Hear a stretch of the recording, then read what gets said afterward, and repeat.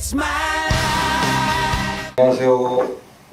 신창환 교수의 KNU 라이브 시작합니다. 오늘은 경북대 수의학과에 재직 중인 박진규 교수님 모셨습니다. 교수님 안녕하십니까? 안녕하십니까? 네.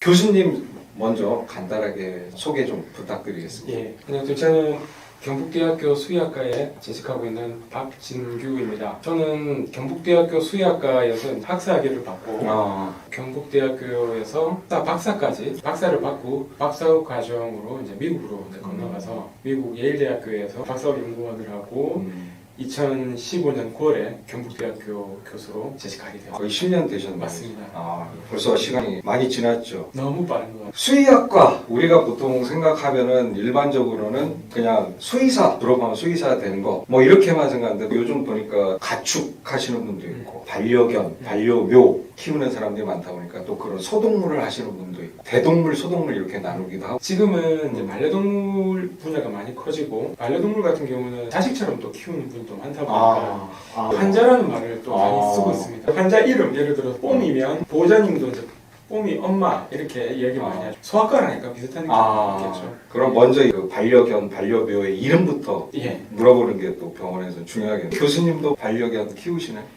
저는 안 키우고 있습니다. 수의사분들이라면 반려동물의 수명이 건강 진단을 잘 받고 진찰을 잘 받고 깨끗한 환경에서는 동물이라고 해봐야 수명이 15년 내외. 그러니까 바깥에서 조금 위생 환경이 좋지 못하고 사는 동물들은 10년은 못 살고 죽는 경우가 많고요. 그러면 예전에 우리가 반려견 문화가 보급되기 이전에 예전에는 이제 뭐 개를 전부 다 마당 같은 데서 키우고 이런 개들은 거의 다 10년 이내. 그때는 10년 넘기가 힘들었습니다. 요즘에 반려동물들은 주인이 먹는 깨끗한 물을 먹고 깨끗한 사료를 먹고 깨끗한 환경에서 크다 보니까 감염병이 이제 거의 없게 되고 그러니까 자연스럽게 사람의 수명이 느는 것과 동시에 동물 수명도 많이 늘었습니다.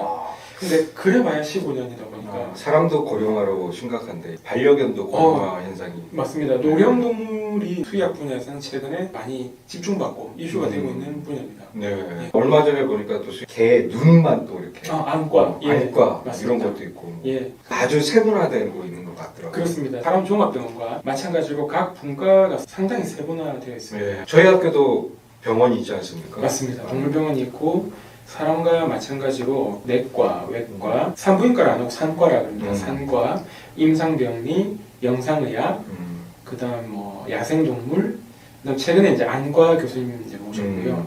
저희 학교는 없지만 치과도 있습니다. 치과. 예. 교수님께서 하시는 쪽은 좀 그쪽하고 다르죠? 예, 맞습니다. 네. 저는 수의사이지만 환자를 직접 대하지는 않습니다. 대하지는 않고 전공 자체가 이제 수의병리학을 전공하고 있고 수업도 병리학 과목을 강의하고 있습니다.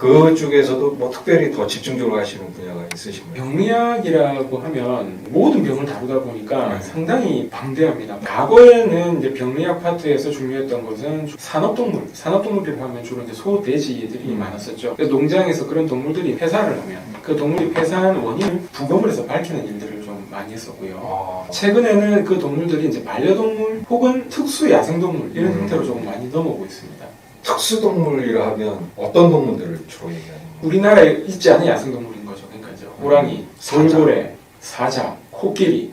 저희 학교에 이제 동물병원 안에 저희가 부검 의뢰를 또 받고 있어서 부검을 해서 보면 병의 이치를 공부한 학문이다 보니까 어떤 병이 생겼는지 어떤 상태에서 죽었는지에 따라서 부검을 할 때 우리가 보는 유관 소견 그리고 샘플링을 해서 현미경을 들여다볼 때 현미경 소견에서 다양한 차이가 있습니다. 그렇게 해서 최종 사인을 밝히게 되죠. 부검에서 이제 제일 중요한 게 이제 진단명하고 사인들을 정리를 해서 소견서로 내게 됩니다.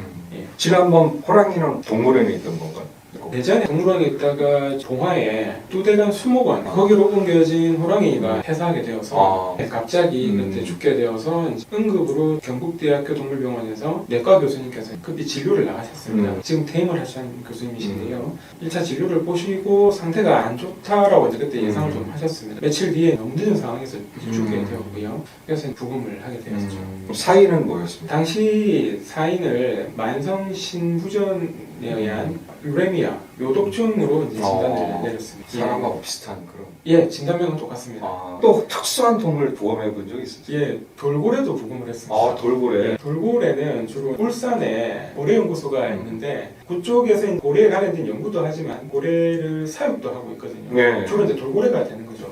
그리고 그것을 외부인들에게 관람 허용하게 해서 네. 아이들이 와서 보기도 하고 막 그런 곳인데 거기에서 이제 살고 있던 돌고래가 폐사를 하게 돼가지고 부검이 필요한 상황이 되었죠. 경북대학교 동물병원에서 같이 부검을 진행했던 케이스가 있습니다. 주로 그런 특수동물 부검은 교수님이 거의 다 참여를 하시나 보네. 제가 그 지역적인 어떤 특성이 좀 있는 것 같습니다. 그래서 저희가 이제 국립대학이고 국립기관이다 보니까 교육을 우선으로 하고 있지만 국가기관으로서 해야 될 어떤 공정성이 필요할 때 객관적인 사인을 규명하는. 그렇습니다. 예, 그런 걸 할 때 요청이 좀 들어올 때가 있습니다. 그래서 대구 경북 권역인 수의과대학이 하나가 있고요. 네. 아래쪽에 이제 경남지방의 경상대학교 하나가 있다 보니까 그 안에 경상권 안에서 뭔가 동물이 이슈가 일어나면 저희 쪽에 의뢰가 많이 들어옵니다. 이제 돌고래도 해부하셨으면 진짜 돌고래 뇌가 그렇게 발달되어 있는. 뇌가 인상 깊었던 게 저희가 부검을 하면은 전신 장기를 다 해부를 해서 관찰하게 되는데 제가 여러 동물을 부검하면서 상당히 흥미로웠던 것 중에 하나가 그 대형 동물들, 호랑이 같은 동물들이 두상이 아주 크죠. 머리가 크지만 뼈만 큰 거죠. 예, 실제 부검을 해서 브레인을 이제 적출해 보면 그 크기가 사람보다 훨씬 작습니다. 그냥 뼈가 굵은 거죠, 말 그대로. 근데 돌고래는 뇌 크기가 사람보다 훨씬 컸던 걸로 제가 기억해요. 그래요? 예. 돌고래가 IQ가 70 정도 된다, 뭐 이런 얘기도 예전에 들었던 것 같은데, 뇌의 용량은 인간에 비해서 작지 않다, 크기까지 하다, 이렇게 봐야 돼. 예, 그래서 이제 그거에 대해서는 자료들을 좀 더 볼 필요가 있습니다. 그러니까 돌고래 안에 뇌 조직과 사람 뇌 조직의 차이를 조금 분석을 하면 여러 차이를 좀 볼 수가 있을 건데 몇몇 제가 문헌을 봤더니 뭐 뉴런 세포의 수는 또 다르다. 아무래도 인간이 훨씬 더 예, 뉴런은 다 발달됐겠죠. 그렇습니다. 예. 근데 어쨌든 말씀 들어보면 코끼리도 그럼 작겠네요. 코끼리도 제가 달성공원에 있던 코끼리 얼마 전에 회사를 해서 그때도 코끼리 부검 요청이 왔었는데 제가 그때 타지 장기 출장 중이라 가지고 제가 직접 부검을 하지 못했었습니다. 그때 코끼리는 제가 기억하기로는 워낙 돌고래보다 큰 사이즈다 보니까 그때 중장비를 준비를 다 하고 어디 옮겨서 하지도 못하겠네요. 예, 코끼리 브레인 역시나 큽니다. 포유류 중에서 사람이 죽었을 때는 이제 법리학, 수의 법리학 이런 말을 쓰나요? 수의법의학이 있습니다. 네. 국내에서 시작된 건 얼마 안 됐습니다. 네. 병리학의 한 파트로 이렇게 보다가 지금은 이제 법의학이라는 파트로 독립을 해서 감옥과 학문들이 지금 개발되고 점점 이 사회적인 니즈가 많이 올라가다 보니까 이 법의학이라는 분야가 지금 계속 이제 확장되고 과목 자체가 교과목이 만들어지고 구성되고 있습니다. 요즘 가축들 조류 독감부터 해서 뭐 가축들 여러 가지 전염병 창궐하면서 생내장하고 막 그런 것들이 있지 않았습니까? 그것도 법의학하고 좀 관련이 있나요? 집단으로 이제 폐사에 이르게 되는 경우는 감염인 경우가 많습니다. 그래서 특정 병원체에 큰 무리가 감염이 되어서 동시다발적으로 죽어버리는 상황인 거죠. 법의학 파트보다는 이제 전염병학이라든지 예방의학 이쪽 파트에서 이제 더 많이 하게 됩니다. 예.